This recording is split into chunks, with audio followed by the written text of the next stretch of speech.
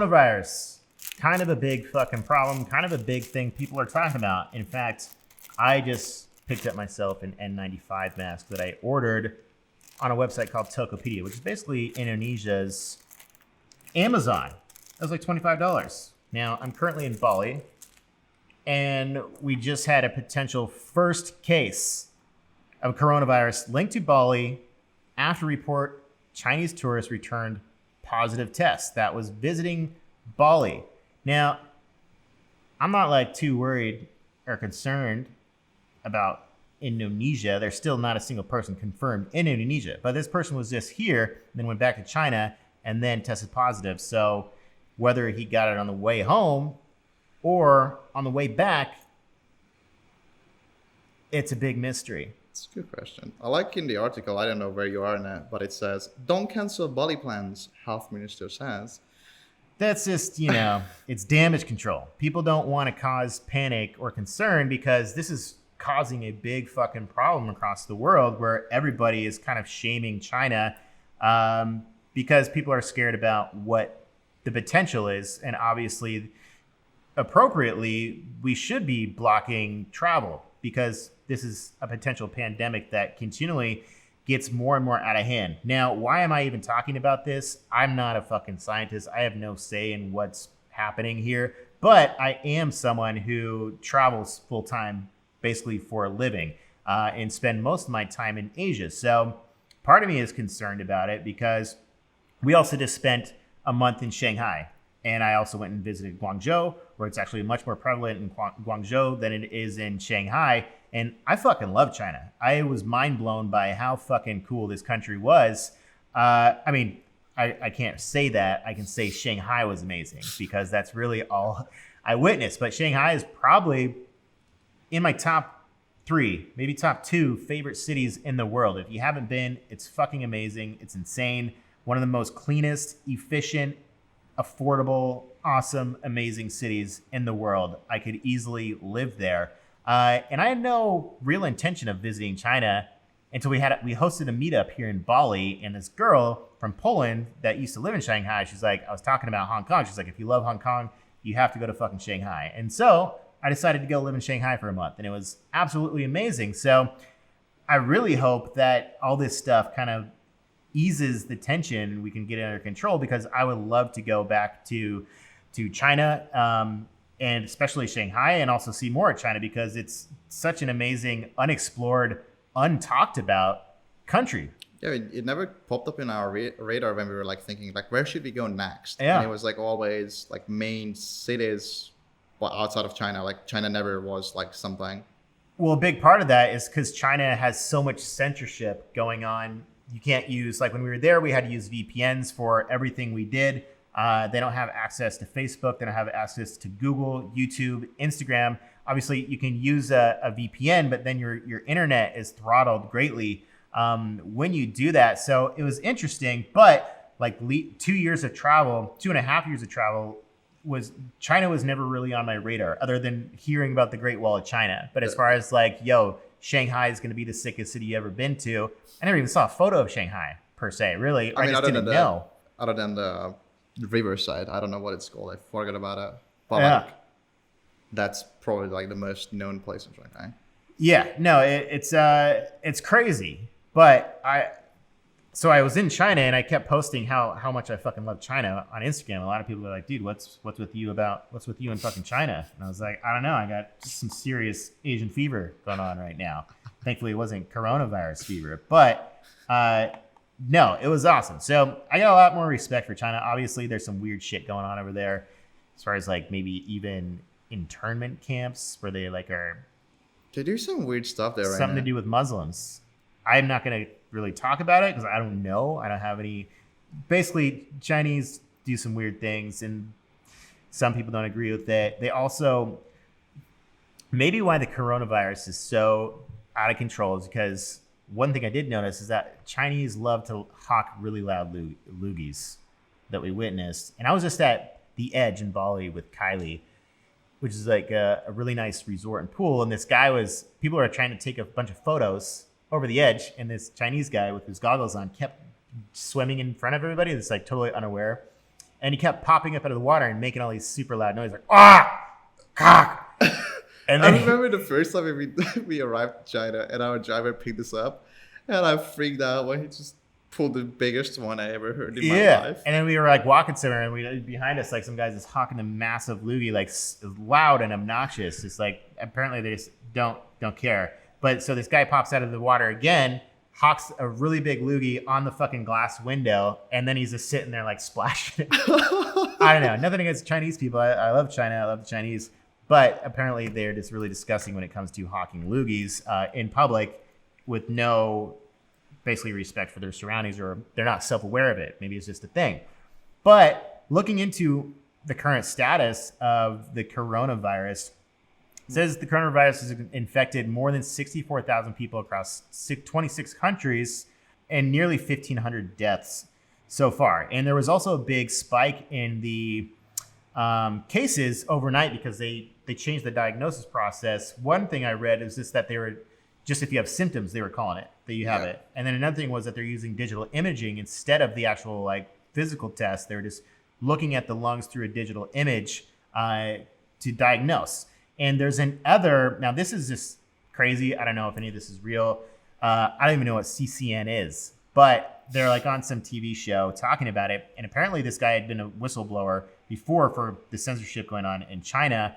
And he's saying that the death toll is over 50,000 for the coronavirus. And he says that the crematories are nonstop burning people. Obviously, he said that there's the normal amount of people who die every day from other causes, but that he claims they've cremated some 50,000 coronavirus victims. Is this the guy is this the doctor?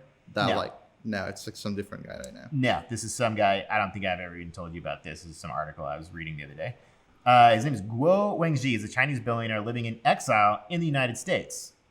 Yeah, so at the time, it said the China death toll is over 800. And you can never really trust what the Chinese government is actually saying because there is so much censorship.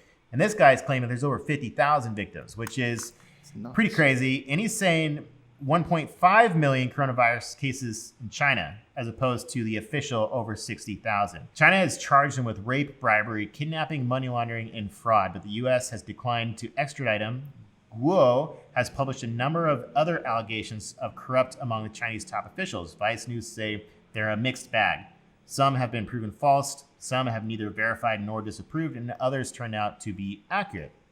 So who fucking knows? People love conspiracy theories, and I don't want to fuel it either. But at the end of the day, the Chinese government does censor a lot of things. They're probably not releasing the real truth of what's going on within like 3 to 6 days of the coronavirus just initially happened. When the cases were only like 500, they basically shut down millions of people's transportation and started billing 2 emergency hospitals. So to do that when there was only like 500 to 800 cases at the time probably means that there was a lot more cases at the time, and they're seeing a rapid expansion of that happening. Another piece of news that I see from the militarytimes.com, I don't know if this is a credible website or not, but apparently the U.S. is preparing for a potential pandemic, which is, kind of scary. But at the same time, you're better fucking safe than sorry than not looking into it. Just like even though most doctors say that these don't fucking do anything, and there's really no point in wearing it other than the best thing you can do is to wash your hands or continually have disinfectant. If you touch anything, don't touch your face, because most of the time you're touching things and then touching your face, and then that goes into your respiratory system, and that's how you actually get the virus. And the doctors say that just because you have this on, a lot of times through the cracks or your eyes, you might contract the virus either. So I don't know. It's hard to say. Better than nothing, I would guess. Yeah, better than nothing. And like I'm getting ready. So in Bali, we have to leave every 60 days. Typically, you have to leave every 30 days, but you can apply for a visa on arrival. And so every 60 days, I have to leave. Now I'm trying to figure out where I should go that's like least amount of risk, because I think a lot of people are getting the coronavirus during the travels that they're going, because you're in a condensed place with a lot of people from a lot of different places, and everybody's touching everything, especially on a fucking airplane. So I might be going to Bangkok, which they believe they just announced something else happening in Bangkok. Even the Chinese minister or Thailand minister or president, wanted all the farangs out of the country. A farang is a white person in the country, and he's like, they were offering him masks and the white people weren't wearing them. So he's basically saying, get the fuck out of our country. Stop being fucking idiots. So, and I know a girl in Bangkok. I was asking her, I was like, you wearing your mask? She's like, I was, but then I stopped because I stopped caring. So, you know, I wouldn't want to wear a mask all day either. Yeah, it's probably not like the greatest thing to have on your face all day. No. I'm also reading this on BBC.com. There's this 32-year-old Russian girl, or woman, I should say, that escaped from the quarantine that she was put into, and she's refusing to open the door right now in St. Petersburg. Wow. She doesn't want to get thrown into a box. It's like... I mean, so the incubation period is 2 weeks, and that's when you're contagious. So basically that's what they're doing with the cruise ship. They're fucking on a cruise ship for 2 weeks. Can you imagine? That's like being in prison for 2 weeks. And 200 and something people on that like 2,000 to 3,000 cruise ship are infected. So you're just waiting to be infected. Like I would imagine, why don't they just, I don't know. I guess that's the safest place to put them is just keep them on a boat for 2 weeks, wait for the incubation period to be done, and then let them all go home. As opposed to trying to pick and choose everyone who doesn't have it. Be like, well, maybe we'll check and see if you go home. And then the Japanese minister apparently hopped on board. Japanese minister visits the Diamond Princess cruise ship where the coronavirus is spread. Why he would do that, I really don't know. It's the hashtag show face. You know, just like be like, hey guys, I'm here with you. I mean, why not just do that on TV? I feel like that was all about it. It's like, hey, I care about you. I put on this like massive like one-piece suit probably. Showed up, shook your hand, and I was like, I'm so like happy. Show up in a full fucking rubber bodysuit. That's what I would do. Like, you know, it's just better safe than sorry. Why put yourself at risk, especially if you're the position in power? It seems kind of ignorant to do that. But obviously, like showing like, hey guys, I'm here to support you, but you can do it in a way that's maybe less risky. They didn't even finish testing all the people on that ship yet. It's also on BBC. It says not all 3,700 people on board have been tested yet. And it's like a couple hours ago. Yeah. And there was also another ship, I think, off the coast of Cambodia, where they were turned away from 4 different ports, even though there was not a single case of symptoms or anything. People are just like, fuck that cruise ship. And this is kind of the problem with the media is that it spreads so much fear across everything. And a lot of people are misinformed. A lot of news is fake. A lot of people just fuck around. And so they're telling these people they can't come to the ship or the port because it's now one cruise ship is now associated with all the other cruise ships. Just like there's a lot of racism happening between China and just Asians in general because they're like assuming, okay, this person's Asian or this person's from China. They probably have the coronavirus and now it's creating a lot of hate. Same thing that happened in America between Hillary and Trump when that whole election's going on. There's just a lot of fucking divide. People suck. People hate. There's a lot of fucking hate in the world, unfortunately. And there's also a lot of good. But I would say, I don't know. Just being a YouTuber, I mean, there's probably going to be a lot of fucking hate comments on this as well. And I'm not saying anything necessarily rude.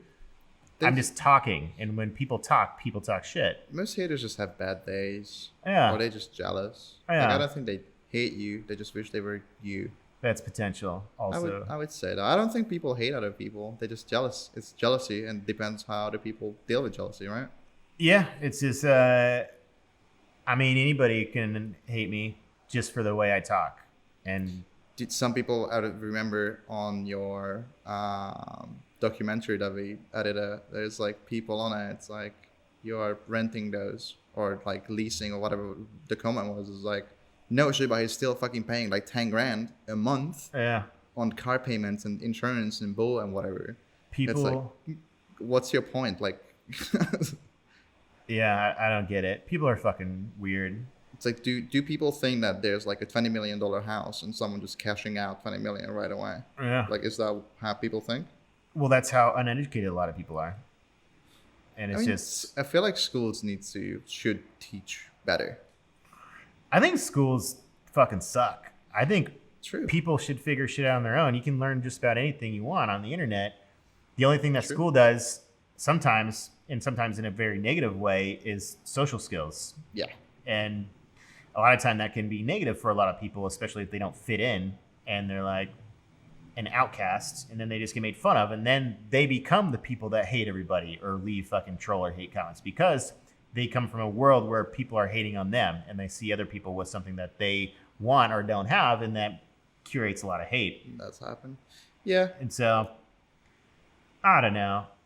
I don't know where we're going with this one. We were talking about the coronavirus. Let's just talk about, because I've been binge reading tweets on the coronavirus, and I see a lot of fucking hate and negativity, or people retweeting or reposting what other people are saying, and like, dude, this is fucking crazy. And it's been a lot of it's been from Asian people reposting what a bunch of stupid, ignorant white people are posting, talking about like, this is fucking ridiculous. It's true. I feel like people should help instead of like try to be negative and be like, hey, you have it, you are awful. It's like, well, I have it, I'm sorry, I didn't pick to have it, or I didn't choose to have it. There